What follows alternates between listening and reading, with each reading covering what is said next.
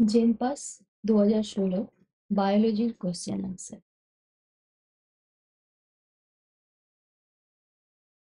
প্রথম প্রশ্ন, টেন্ডন টেন্ডনের অস্থি গঠনের মাধ্যমে যে অস্থি তৈরি হয় তা হলো অপশন সি সেসাময়েড অস্থি। সেসাময়েড অস্থি এবং ছোট একটি অস্থি, এটা হচ্ছে সেসাময়েড অস্থি। Next question number 2, Casparian strip যেখানে দেখা যায় সেটি হলো অন্তস্তক, উদ্ভিদের মূলের অন্তস্তকে। ইনি হচ্ছেন বিজ্ঞানী রবার্ট ক্যাসপেরি। ইনি প্রথম এই ক্যাসপেরিয়ান স্ট্রিপের অস্তিত্ব পর্যবেক্ষণ করেন। ওনার নাম অনুসারে এটার নাম রাখা হয়েছে ক্যাসপেরিয়ান স্ট্রিপ। ক্যাসপেরিয়ান স্ট্রিপটি আসলে কি? এটি হচ্ছে একটি মূলের অর্থাৎ প্রস্থচ্ছেদ। মূলের প্রস্থচ্ছেদে এটি হচ্ছে অন্তস্তক। এই লেয়ারটি হলো অন্তস্তক। অন্তস্তকে এই যে লাল রঙের যে একটা বর্ডার দেখা যাচ্ছে, এটি হচ্ছে সুবেরিন দ্বারা নির্মিত একটা মোম জাতীয় পদার্থ দ্বারা তৈরি একটা পদার্থ কোষ দুটির মাঝে জমা হয়, যেটা প্রথম পর্যবেক্ষণ করেন জার্মান বটানিস্ট রবার্ট ক্যাসপেরি। ওনার নাম অনুসারে এটার নাম রাখা হয় ক্যাসপেরিয়ান স্ট্রিপ।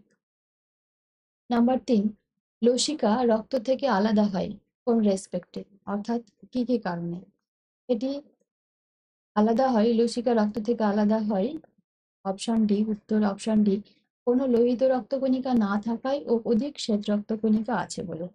অর্থাৎ রক্তে লোহিত রক্তকণিকা বেশি থাকে, কিন্তু লসিকাতে লোহিত রক্তকণিকা থাকে না, উল্টে এখানে শ্বেত রক্তকণিকা বেশি। আমরা ছবিটা একবার দেখে নিই। এ হলো একটা রক্তবাহ, যেখানে আমরা লোহিত রক্তকণিকা দেখতে পাচ্ছি, কিছু ওয়াটার ড্রপলেট দেখতে পাচ্ছি, কিছু ওয়াটার আছে, এবং এগুলো এগুলো হলো শ্বেত রক্তকণিকা। সবুজ পদার্থগুলো হলো জলে রক্তে দ্রবীভূত কিছু পদার্থ, এবং সেটা ফিল্টার হয়ে রক্তবাহীর বাইরে যখন যাচ্ছে, লসিকা বাহী দেখা যাচ্ছে, অর্থাৎ লিম্ফ ভেসেলে দেখা যাচ্ছে এখানে কেবলমাত্র আছে শ্বেত রক্তকণিকা। এখানে কোনো প্রকার লোহিত রক্তকণিকা নেই, জল আছে আর আছে কিছু দ্রবীভূত পদার্থ। 4 নম্বর প্রশ্ন, নিচের কোনটি জাইলেম কলায় পাওয়া যায় না? জাইলেম কলা 4টি উপাদান নিয়ে গঠিত আমরা জানি। এগুলো হলো ট্র্যাকিড, ট্র্যাকিয়া, জাইলেম তন্তু এবং জাইলেম ফাইবার। যেখানে সঙ্গী কোষ হলো ফ্লোয়েম তন্তুর বা ফ্লোয়েম কলার একটি উপাদান। এটি ফ্লোয়েম কলা, ফ্লোয়েমের এটা হচ্ছে সঙ্গী কোষ বা কম্পানিয়ন সেল, এটা জাইলেমে থাকে না। নিচের কোনটি নাইট্রিফিকেশনে যুক্ত নয়? এই তিনটি নাইট্রিফিকেশনে যুক্ত, এ বি সি তিনটি নাইট্রিফিকেশনে যুক্ত। অপশন ডি থায়োব্যাসিলাস ডি নাইট্রিফিকেন্ট, সে কেবলমাত্র ডি নাইট্রিফিকেশনের সাথে যুক্ত। এটি একটি থায়োব্যাসিলাসের ছবি। 7 নম্বর প্রশ্ন, ফ্যাটের অবদ্রবণ কার দ্বারা হয়? ফ্যাটের অবদ্রবণ কার দ্বারা হয়? এটি হলো অপশন বি পিত্ত লবণ। অপশন বি পিত্ত লবণ। এটি হলো ফ্যাটের অবদ্রবণ অপশন পিত্ত লবণ দ্বারা। যকৃৎ থেকে খরিত পিত্ত লবণ অর্থাৎ বাইল সল্ট ফ্যাটের সাথে মিশে গিয়ে যেটা তৈরি করে সেটা হচ্ছে অবদ্রবণ, যেটা আমাদের রক্তজালক দ্বারা শোষিত হয়। 8 নম্বর প্রশ্ন, নিচের কোনটি সালোক সংশ্লেষ প্রক্রিয়ায় অক্সিজেন উৎপন্ন করে না? উত্তর হলো অপশন এ রোডোস্পাইরিলাম রুব্রাম। রিক্সিয়া একটি, আমরা ছবিটা দেখে নিই। এটি হচ্ছে একটি নস্টকের ছবি, যেটা নীলাভ সবুজ শৈবাল বা ব্লু গ্রিন অ্যালগি, এটি সালোক সংশ্লেষে সক্ষম। এটি একটি রিক্সিয়ার ছবি, এটিও সালোক সংশ্লেষে সক্ষম। আর আছে পাইসাম স্যাটিভাম, যার যেটি হলো মটর গাছ, সেও সালোক সংশ্লেষে সক্ষম। এখানে সালোক সংশ্লেষে অক্ষম হলো একমাত্র রোডোস্পাইরিলাম রুব্রাম এইটি। 9 নম্বর প্রশ্ন, যুক্ত পরাগধানী পুংকেশর পাওয়া যায় কোথায়? পাওয়া যায় অ্যাস্টেরেসিতে। এই হলো একটি যুক্ত পরাগধানীর ছবি। 10 নম্বর প্রশ্ন, মাইমোসা অর্থাৎ লজ্জাবতী উদ্ভিদের পত্র সঞ্চালনকে কি বলা হয়? বলা হয় স্পর্শ ব্যাপ্তি। মাইমোসা অর্থাৎ লজ্জাবতীর লতার পাতাতে স্পর্শ করলে যে পাতা মুড়ে যায় সেটি হলো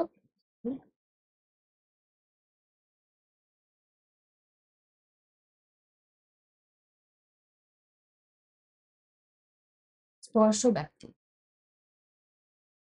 পরের প্রশ্ন 11 নম্বর প্রশ্ন, যে উৎসেচক গ্লুকোজ থেকে গ্লুকোজ 6 ফসফেট উৎপন্ন করে সেটি হলো hexokinase. Option B hexokinase. Glucose থেকে গ্লুকোজ 6 ফসফেট অর্থাৎ গ্লুকোজের 6 নাম্বার কার্বন পজিশনে একটা ফসফেট গ্রুপ যুক্ত করে দেয় হেক্সোকাইনেজ। আর যে সমস্ত উৎসেচকের নামের পেছনে কাইনেজ থাকবে সেই সমস্ত উৎসেচকের কাজই হলো ফসফেট গ্রুপকে যুক্ত করে দেওয়া, কোনো কম্পাউন্ডের সাথে ফসফেট গ্রুপকে যুক্ত করা।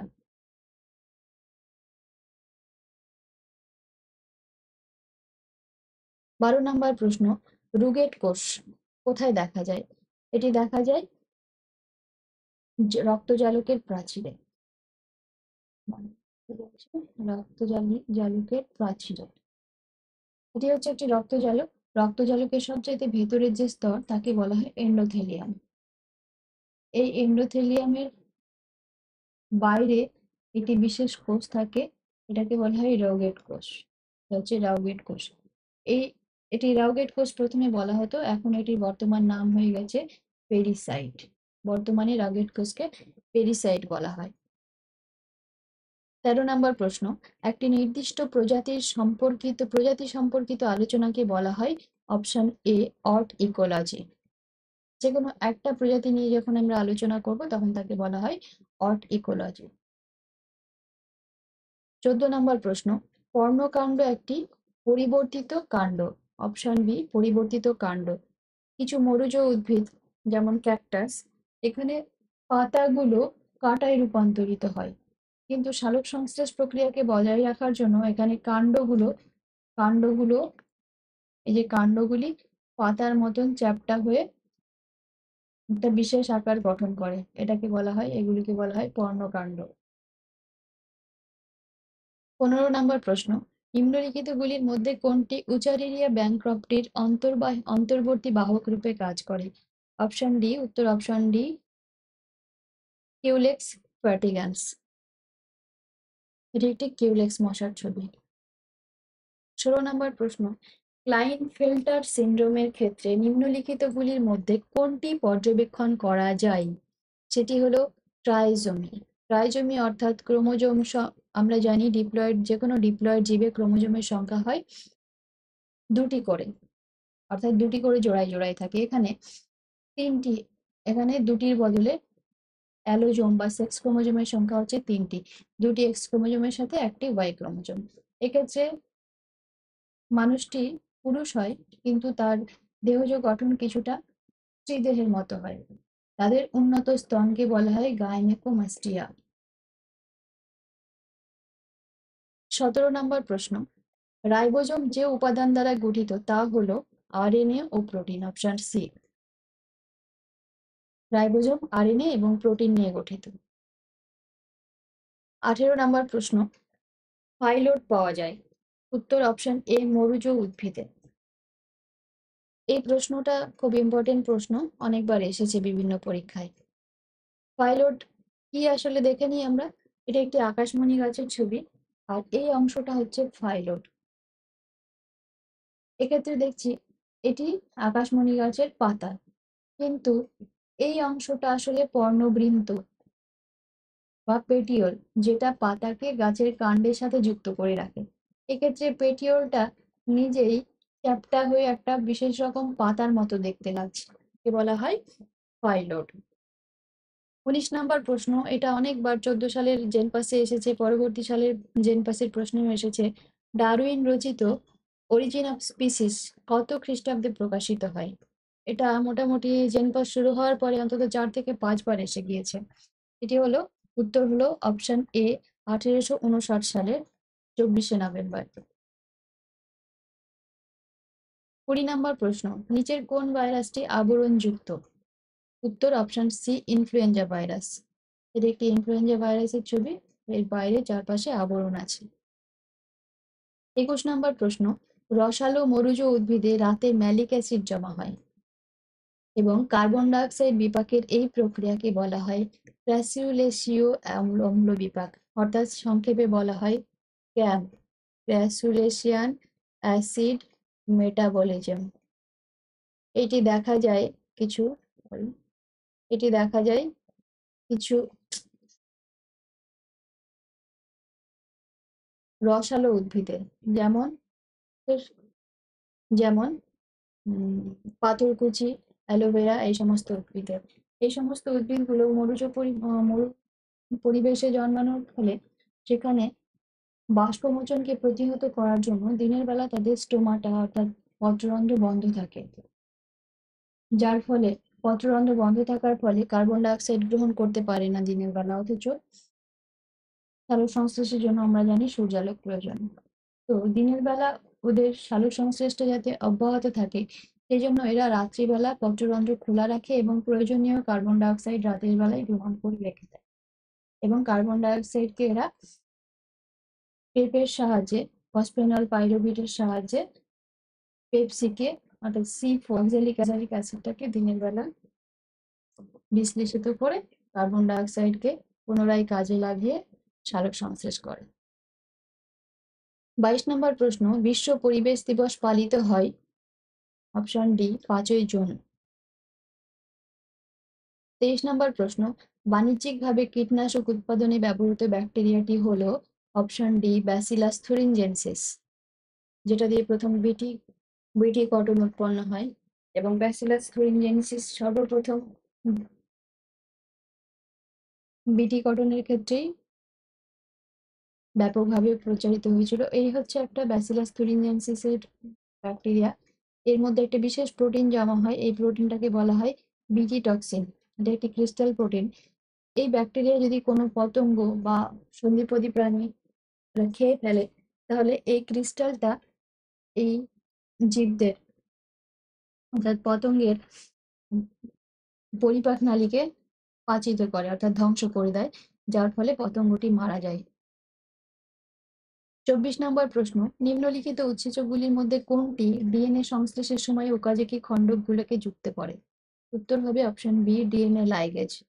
ডিএনএ রেপ্লিকেশন আমরা সবাই পড়েছি, সেখানে দেখেছি একটা স্ট্র্যান্ড কন্টিনিউয়াস মোডে সংশ্লেষিত হলেও আর একটা স্ট্র্যান্ড খণ্ড খণ্ড ভাবে সংশ্লেষিত হয়, এটাকে বলা হয় ওকাজাকি খণ্ডক। তো এই ডিএনএ খণ্ডকগুলোকে যুক্ত করে ডিএনএ লাইগেজ। খুব ইম্পর্টেন্ট এই প্রশ্নটি। 25 নম্বর প্রশ্ন, কোনটি সর্ববৃহৎ ক্রোমোজোম? উত্তর অপশন এ ল্যামব্রাস ক্রোমোজোম। এই ল্যামব্রাস ক্রোমোজোম দেখতে ক্রোমোজোমটি ল্যাম্পের কাঁচ মোচার ব্রাশের মতো দেখতে হয় বলে এরকম নাম দেওয়া হয়েছে। এই ক্রোমোজোমগুলি অনেক ভাঁজ খেয়ে খেয়ে একটা বড় ক্রোমোজোম তৈরি করেছে। এটি পাওয়া যায় বিভিন্ন ডিপটেরা বর্গের লার্ভার লালা গ্রন্থিতে। 26 নম্বর প্রশ্ন, নিম্নলিখিতগুলির মধ্যে কোনটি মিলারের পরীক্ষার সঙ্গে যুক্ত নয়? উত্তর হলো option D carbon die oxide. Miller কি পরীক্ষা করেছিলেন?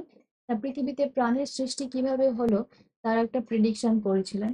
সেই প্রেডিকশনটাকে উনি বাস্তবে প্র্যাকটিক্যালি ল্যাবে একটা কৃত্রিম এনভায়রনমেন্ট তৈরি করে সেখানে কিছু কম্পাউন্ড দিয়েছিলেন, কিছু যৌগ দিয়ে একটা আদিম পরিবেশ সৃষ্টির মাধ্যমে প্রথম প্রোটিনয়েড তৈরির চেষ্টা করেছিলেন। সেখানে জল ছিল, মিথেন ছিল, অ্যামোনিয়া ছিল, হাইড্রোজেন ছিল, কিন্তু এখানে কোনো কার্বন ডাই অক্সাইড এবং অক্সিজেন ছিল না। 27 নম্বর প্রশ্ন, ক্ষুদ্রান্তের এপিথেলিয়ামের গবলেট কোষ কি ক্ষরণ করে? গবলেট কোষ ক্ষরণ করে মিউসিন নামক এক পদার্থ, যেটা মিউকাস তৈরি করে, যা আমাদের মুখকে পিচ্ছিল অবস্থায় রাখতে সাহায্য করে। এই হচ্ছে একটি গবলেট কোষ, এবং এটি একটা ইন্টারেস্টিং বিষয় হলো এই গবলেট কোষগুলো কিন্তু এটা এককোষী গ্রন্থি। 28 নম্বর প্রশ্ন, আরএনএ থেকে ডিএনএ উৎপাদন ত্বরান্বিত করে যে উৎসেচক। আমরা জানি ডিএনএ থেকে আরএনএ তৈরি হয়, যাকে বলা হয় ট্রান্সক্রিপশন। কিন্তু আরএনএ থেকে যদি ডিএনএ তৈরি হয় উল্টো কাজটা হলে তাকে আমরা বলবো রিভার্স ট্রান্সক্রিপশন, এবং রিভার্স ট্রান্সক্রিপশনে যে উৎসেচকটি সাহায্য করে সেটি হলো রিভার্স ট্রান্সক্রিপ্টেজ। উত্তর অপশন ডি। তাহলে আরএনএ থেকে ডিএনএ থেকে আরএনএ হলে ট্রান্সক্রিপশন, আরএনএ থেকে যদি ডিএনএ হয় তাহলে রিভার্স ট্রান্সক্রিপশন। 29 নম্বর প্রশ্ন, এরিটিনয়েড তরুণাস্থি কোথায় দেখা যায়? এটি দেখা যায় শ্বাসনালীতে। এটি হচ্ছে শ্বাসনালী।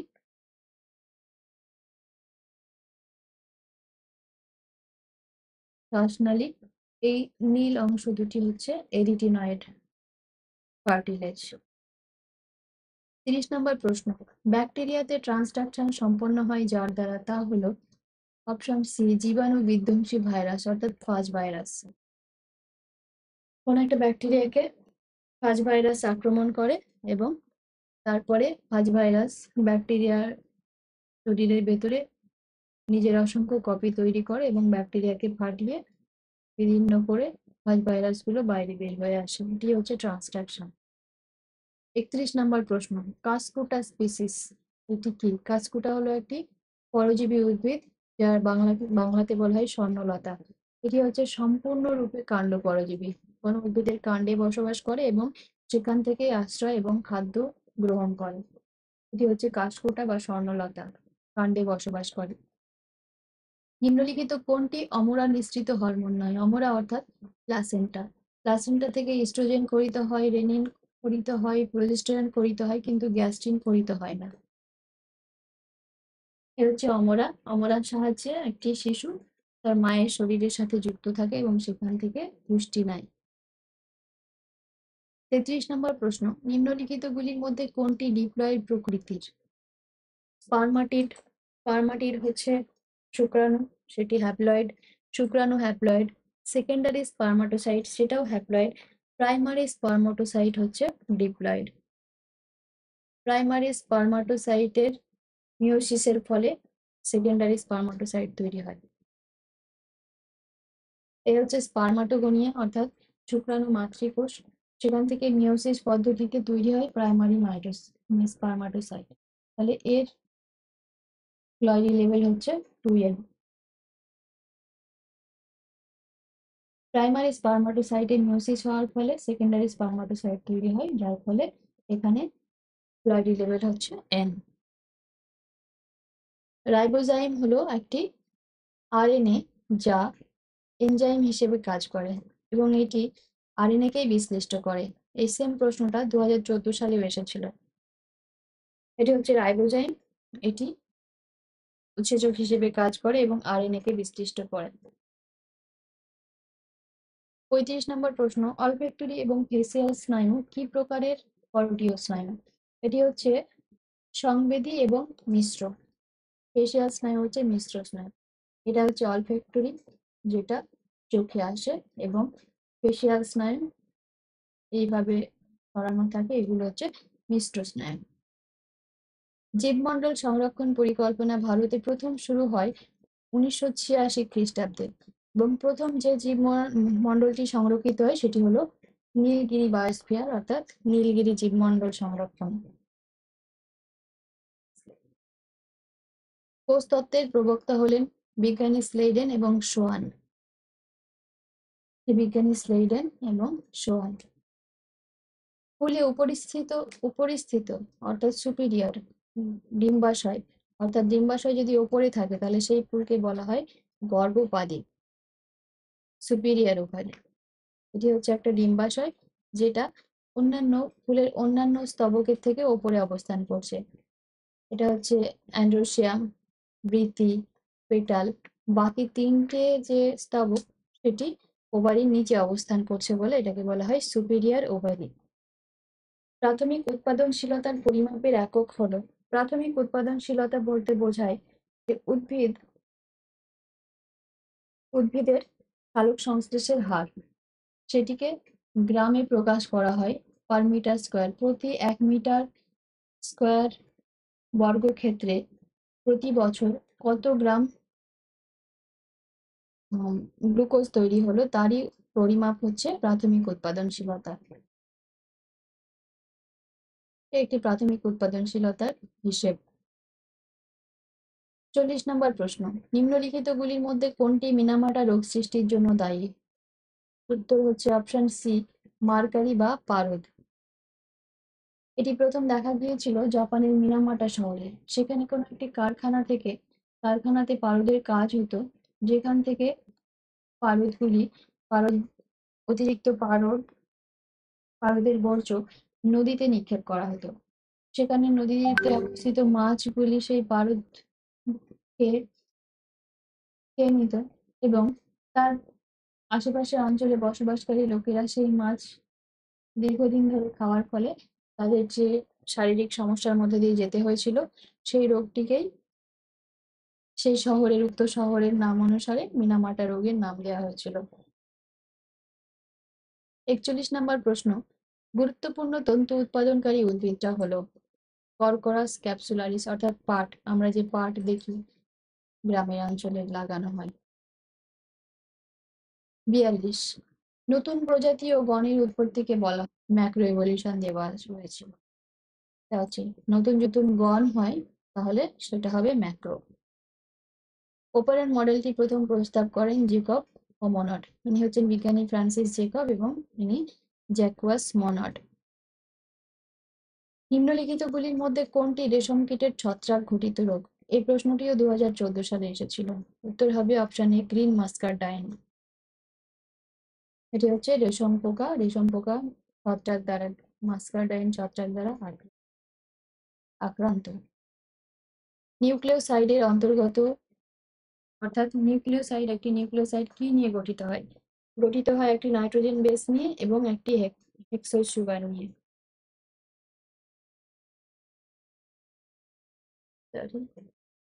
সরি, হেক্সোজ সুগার নয়, একটি পেন্টোজ সুগার ও একটি নাইট্রোজেন বেস। নিউক্লিওটাইডে হেক্সোজ সুগার থাকে না, পেন্টোজ সুগার থাকে। এই হচ্ছে নিউক্লিওসাইড অর্থাৎ নাইট্রোজেন বেস, আর এটা হচ্ছে পেন্টোজ সুগার। যে ব্যাকটেরিয়ার একটি মেরুতে একটি মাত্র ফ্ল্যাজেলাম থাকে তাকে বলা হয় মনোট্রিকাস। মনো অর্থাৎ একটি, আর একটি ফ্ল্যাজেলা থাকলে তাকে বলা হয় মনোট্রিকাস। ৪৭ নম্বর প্রশ্ন, অর্নিথিন চক্র সম্পন্ন করে যকৃতে ইউরিয়া উৎপাদন করে। ৪৭ নম্বর প্রশ্ন, যকৃতে ইউরিয়া উৎপাদন যে পদ্ধতি তাকেই বলা হয় অর্নিথিন চক্র। ৪৮ নম্বর প্রশ্ন, সমস্ত ক্রোমোজোমের পৃথকীকরণ ঘটে অ্যানাফেজ ওয়ানে। অ্যানাফেজ ওয়ানে সমস্ত ক্রোমোজোমগুলো দুটি একে অপর থেকে আলাদা হয়ে বিপরীত মেরুতে গমন করছে। ৪৯ নম্বর প্রশ্ন, স্তন্যপায়ী প্রাণীতে কর্পাস ক্যালোসাম যুক্ত করে কাকে? দুটি সেরিব্রাল হেমিস্ফিয়ারকে। সেরিব্রাল হেমিস্ফিয়ার কি? মানুষের মাথা যদি আমরা দেখি, মানুষের মস্তিষ্ক বা ব্রেনটা দুটি এরকম অর্ধভাগে বিভক্ত, দুটি হেমিস্ফিয়ারে বিভক্ত। এটি একটি হেমিস্ফিয়ার এবং এটি একটি হেমিস্ফিয়ার, এবং এই দুটি হেমিস্ফিয়ারকে ভেতরে ভেতরে যে সংযোজকটি যুক্ত করেছে সেটি হলো কর্পাস ক্যালোসাম, এই অংশটি। ৫০ এবং শেষ নম্বর প্রশ্ন, যে উভয়লিঙ্গ ফুলে গর্ভকেশর চক্র পুংকেশরের আগে পরিণত হয় তাকে বলা হয়। তাহলে গর্ভকেশর চক্র আগে হচ্ছে, পুংকেশরের আগে গর্ভকেশর চক্র পরিণত হচ্ছে। গর্ভকেশর মানে হচ্ছে যে গাইনি, গর্ভকেশরের কথা হচ্ছে এটা গাইন সম্পর্কিত। তাহলে এটি হবে, উত্তর হবে option B, protogyny. Proto মানে পূর্বে, গাইনি অর্থাৎ গর্ভকেশর চক্র হচ্ছে প্রোটো গাইনি। আগে গর্ভকেশর চক্রটা এটি ম্যাচিউর হয়ে গিয়েছে, কিন্তু অ্যান্থার তখনও পেটে রেণু নির্গত হয়নি।